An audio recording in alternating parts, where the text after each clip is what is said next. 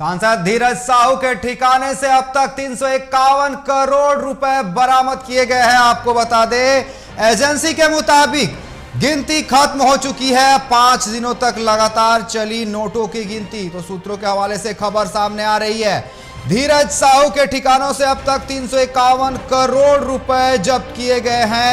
Agency के मुताबिक गिनती खत्म हो चुकी है। वहीं 5 दिनों तक लगातार चली नोटों की गिनती, अब तक 351 करोड़ रुपए जब्त होने की बात सामने आ रही है।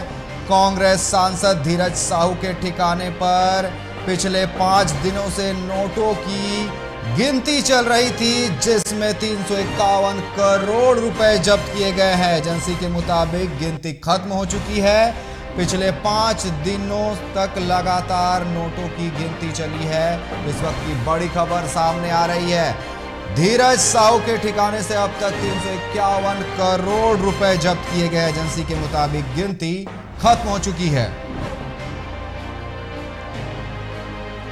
और इस पर अधिक जानकारी के लिए हमारे साथ रांची से संवाददाता धनंजय मंडल जुड़ चुके हैं। धनंजय, क्या कुछ जानकारी निकलकर सामने आ रही है इस पर? देखिए, लगातार 5 दिनों से उसके घर की छापामारी चल रही थी और कल रात 10 बजे के आसपास नोटों की गिनती कंप्लीट हुई। जो साहू के ठिकानों से मिले, जो अपडेट मेरे पास अभी आया कि 353 करोड़ की गिनती पूरी हुई है। और कुल राशि जो बताया गया है उसमें से बालांगीर में 305 करोड़, संबलपुर में 37.50 करोड़ और टिटलागढ़ में 11 करोड़ की गिनती की गई है।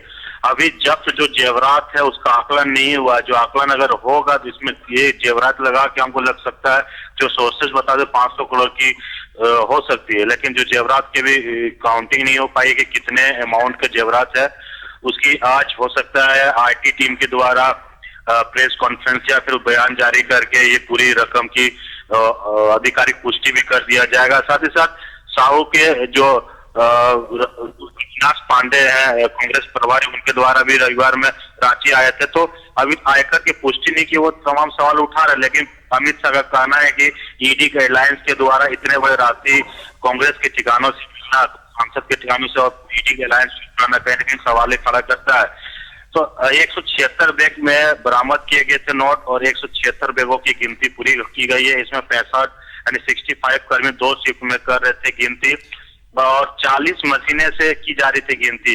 सभी के हवा टाइम, मतलब एक कह सकते हैं हालत खराब हो गए थे। जितने भी कर्मी थे उस सारे हालत खराब हो गए थे नोट गिनते। कहीं ना कहीं ये भी बात सामने आ रही थी कि जब नोटों की गिनती हो रही थी तो नोट इतने ज्यादा थे कि मशीनें गर्म पड़ जा रही थी, मशीनें खराब हुई थी। हैदराबाद के 3-4 मशीनें बुलाए लेके आए थे, एरोप्लेन से मशीन लेके आया गया था, बड़े मशीन, हैवी मशीन, उससे नोटों की गिनती की गई। साथ ही साथ अब 40 मशीन है जो उससे नोटों की गिनती, 5 दिन तक लगातार नोटों की गिनती हुई।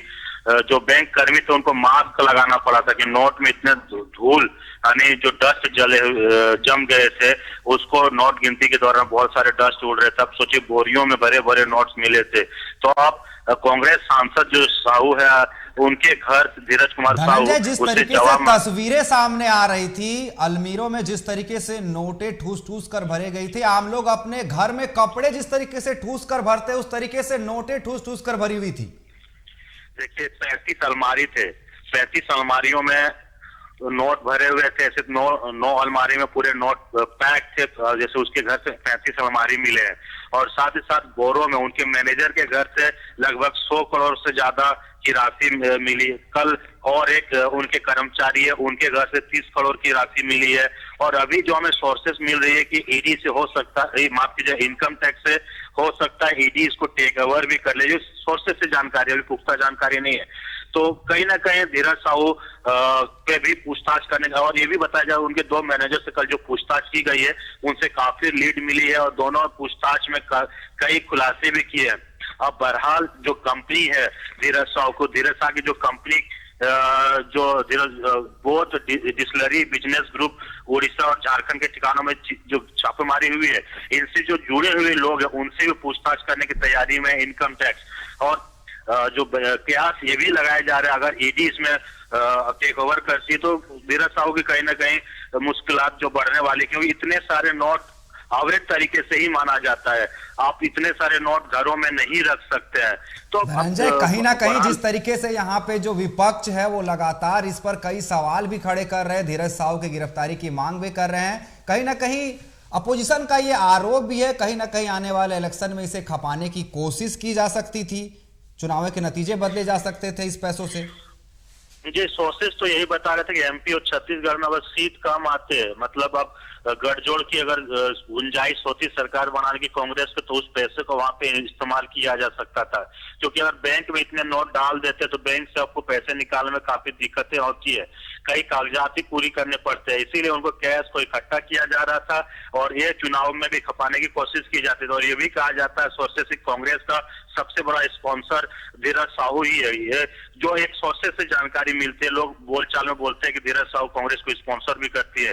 तो बहरहाल इतने सारे इनका बिजनेस खानदान रहा है, हमेशा शुरू से अरबपति के नोट गिनती में आते हैं। अपने स्पॉन्सर की बात की तो जब राहुल गांधी भारत जोड़ो यात्रा में थे उस वक्त भी वो नजर आए थे राहुल गांधी के साथ।